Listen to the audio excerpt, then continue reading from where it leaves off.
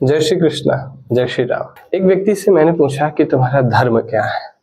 उस व्यक्ति ने बड़े हर्ष के साथ में उत्तर दिया कि मैं किसी धर्म में विश्वास नहीं रखता। उससे मैंने पूछा कि तुम्हारी जाति क्या है। उसने कहा मैं चमार हूँ। मुझे बड़ी हंसी आई। आजकल दलितों को पता नहीं हो क्या गया है, ये धर्म के नाम पर बौद्ध बन जाते हैं और चाटुकारिता करनी हो तो मुसलमानों की करने लग जाते हैं, और जब इन्हें आरक्षण चाहिए होता है तब ये दलित बन जाते हैं। दलित लोग आरोप लगाते रहते हैं कि ब्राह्मणों ने इनके ऊपर अत्याचार किए। मुझे ये समझ में नहीं आता कि कब और किसने अत्याचार किया। 500 वर्ष से तो भारत देश गुलामी झेल रहा है, तो या तो मुगलों ने अत्याचार किया होगा या फिर अंग्रेजों ने अत्याचार किया होगा। ब्राह्मण की सत्ता तो कभी रही ही नहीं। यदि आप ऐसा कहें कि इतिहास में दलितों के साथ में बहुत बुरा हुआ है, तो भगवान श्री राम निषाद राज गुह को अछूत मानकर कभी अपने गले नहीं लगाते। यदि दलितों को और आदिवासियों को अछूत माना गया है, तो भगवान श्री राम कभी भी सबरी मैया के झूठे बेर ग्रहण नहीं करते। हमारे यहाँ जो 4 वर्ण है, चारों वर्ण की समानता मानी गई है, चारों वर्णों को उतना ही महत्व दिया गया है। आजकल दलित लोग एक मुस्लिम पक्ष के प्रति बड़े सौहार्दपूर्ण व्यवहार करने में लगे हैं। वो लोग जय भीम और जय मीम का नारा लगाते हैं। ये ऐसी कल्पना करते हैं कि इस्लाम को चाहने वाले ये इनके सगे हैं और हिंदू समाज इनका दुश्मन है। परंतु मैं आपको कहूं, यदि आप इतिहास पढ़ेंगे तो आपको ज्ञात होगा कि एक बार जय भीम और जय मीम की कल्पना आजादी के वक्त एक व्यक्ति के द्वारा देखी गई थी। उस व्यक्ति का नाम था जोगेंद्र नाथ मंडल। उसने बंटवारे के समय जिन्ना का पक्ष लिया और मुस्लिम लीग का पक्षधर बना और बंटवारे में पाकिस्तान के साथ चला गया। क्या हुआ? मुसलमानों ने बड़े प्रेम से वहां पर रखा, पाकिस्तान वालों ने बड़े प्रेम से वहां पर रखा नहीं। सन 1950 में वो अपमानित होकर पाकिस्तान से भारत आए। तो मुसलमान जिस दृष्टि से ब्राह्मण को देखते हैं, जिस दृष्टि से क्षत्रिय को, वैश्य को देखते हैं, उसी दृष्टि से दलितों को, आदिवासियों को देखते हैं। उनके लिए आप समस्त लोग काफिर हो। वो आप भले उनको अपना भाई माने, लेकिन वो आपको अपना भाई मान सकते नहीं, मानने को राजी नहीं है। उनका एकमात्र ही भाई है, वो है जो अल्लाह में विश्वास रखता है। जो अल्लाह को नहीं मानता वह प्रत्येक व्यक्ति काफिर है, और काफिर को मारने से पुण्य प्राप्त होता है, स्वर्ग में हूरें प्राप्त होती हैं, ऐसी उनकी परिकल्पना है। आजकल के दलित लोग एक राग अलापते रहते हैं। हिंदू समाज ने उनके साथ में बहुत बुरा बर्ताव किया। मैं आपसे पूछना चाहता हूँ, भीमराव अंबेडकर को अंबेडकर नाम देने वाला कौन था?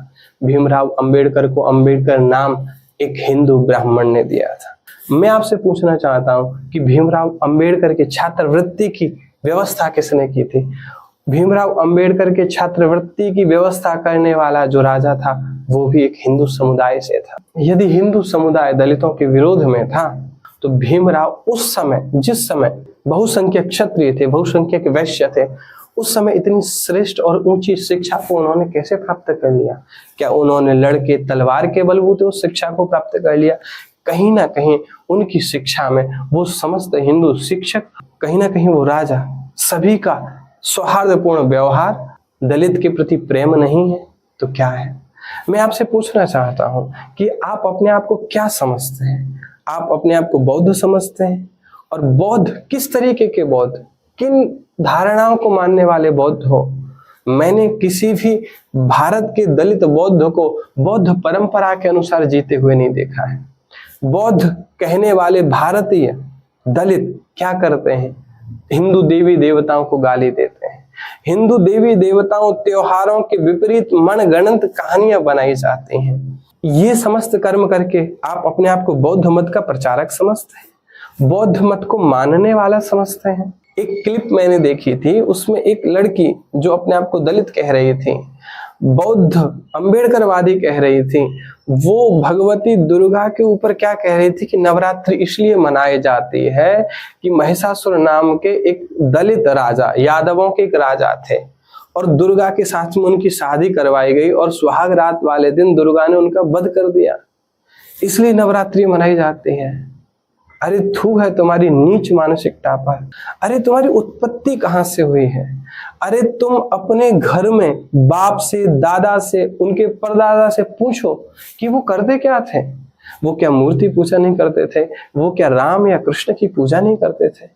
भगवान बुद्ध हमारे सनातन हिंदू धर्म से ही पैदा हुए हैं, अथवा जैन धर्म हो, बौद्ध धर्म हो, ये समस्त हिंदू धर्म से ही पैदा हुए हैं। भगवान बुद्ध ने पाखंडवाद के विरुद्ध वक्तव्य दिए थे, और जिस पाखंडवाद का खंडन भगवान बुद्ध ने किया था, मैं भी उस पाखंडवाद का खंडन करता हूँ। जो आजकल मैं देखता हूँ कि बहुत सारे पॉडकास्टों में बैठे कि ये जिन सिद्ध कर लो, कि ये 1.5 फुटिया सिद्ध कर लो, कि ये प्रेत सिद्ध कर लो। जो मनमानी अशास्त्रीय परंपराएं हिंदू समाज में चलने लगी थी, उनका विरोध भगवान बुद्ध ने किया था। भगवान बुद्ध कदापि ये नहीं कहते कि जाओ तुम हिंदू देवताओं को गाली दो। ये हिंदू देवताओं को गाली देना अथवा हिंदुओं को अपना शत्रु बनाना, ये इस बात का प्रतीक है कि विनाश काले विपरीत बुद्धि। जो चीन, जापान में रहने वाले बौद्ध हैं, वो मूर्ति पूजा करते हैं। बुद्ध की मूर्तियों के साथ में वहां के जो लौकिक देवी देवता है उनकी पूजा होती है। चीन और जापान में धूप और दीप बुद्ध की मूर्ति के सामने जलाया जाता है। बुद्ध की मूर्ति के साथ में अन्य मूर्ति भी है। तो आप ये कह रहे हो कि हम मूर्ति पूजा को नहीं मानते। चीन, जापान में रहने वाले बौद्ध मूर्ति पूजा और बहुत सारी ऐसी चीजें करते हैं जिनको तुम अंधविश्वास कहते हो। उन चीनी और जापानी बौद्धों के अनुसार तुम विशुद्ध बौद्ध नहीं। पूर्व में भी तुमको धोखा मिला है और आगे भी धोखा मिलेगा। गीता में भगवान श्री कृष्ण कहते हैं, स्वधर्मे निधनं श्रेयः परधर्मो भयावह। व्यक्ति अपने धर्म में मर जाए ये श्रेयकर है, लेकिन दूसरे का धर्म स्वीकार नहीं करना चाहिए।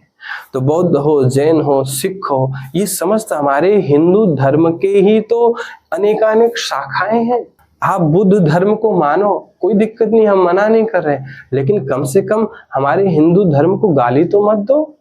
और गाली भी, और इतनी गंदी गंदी बातें, इतनी गंदी गंदी कहानियां तुम हमारे देवी देवताओं पर बना रहे हो जिसका कोई सर पैर नहीं है।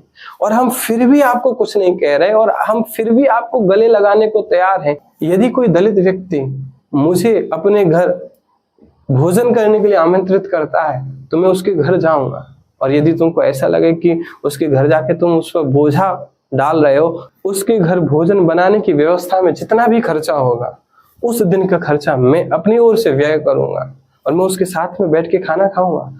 हम ये सब करने को तैयार हैं, और तुम हो कि पता नहीं किस दिशा में जा रहे हो। दलित वर्ग एक दलित के द्वारा लिखे गए संविधान को तो मानता है, लेकिन वहीं वाल्मीकि जो दलित हैं उनके द्वारा लिखी गई रामायण को नहीं मानता। हिंदू समाज यदि दलितों से बैर रखता तो संत श्री रविदास जी को नहीं स्वीकारता, श्री वाल्मीकि जी को नहीं स्वीकारता, जबकि हम उनको सिरमौर रखते हैं। श्री तुलसीदास जी जिनको तुम गाली देते देते नहीं थकते हो, उनको हम वाल्मीकि जी का अवतार ही मानते हैं। ये महानता है। हम बाहें फैला के खड़े कि आओ हम तुमको गले लगाना चाहते। भगवान श्री राम ने दलित को गले लगाया है, हमने कभी भी अछूत नहीं समझा।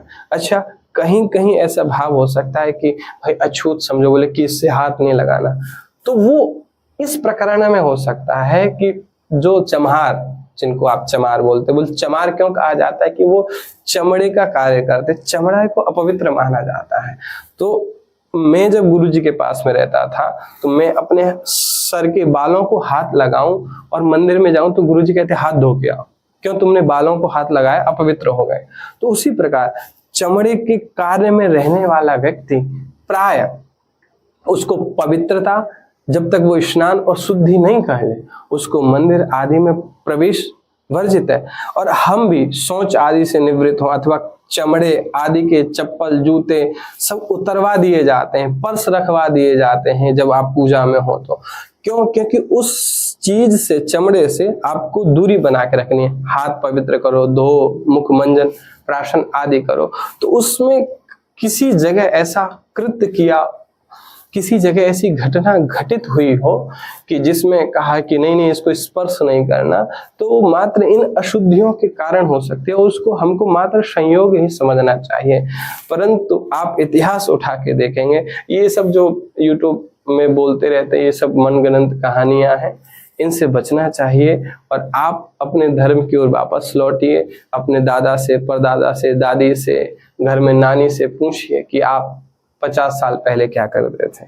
वो जो 50 साल पहले करते थे वही सत्य है। तुम अपने आप को इतना बुद्धिमान समझ रहे हो कि तुम्हारे जो पूरी पीढ़ी गई है वो सब की सब मूर्ख है, किसी में रत्ती भर बुद्धि नहीं थी। इन्होंने सारी जड़ी बूटी घोट के पी ली और इनके दिमाग की ग्रंथि खुल गई और इनको लगता है कि ये सब हिंदू धर्म, सनातन धर्म ढकोसला है और इनको किसी ने बुद्ध की और जय मीम और जय भीम की लकड़ी पकड़ा दी। वोट बैंक के चक्कर में उसी में लगे हुए हैं। क्या किया है किसी अन्य धर्म वालों ने तुम्हारे लिए? अरे तुम्हारा जो वस्तुतः नाम और जो पहचान है वो सनातन धर्म की ही है। जय श्री राम, जय श्री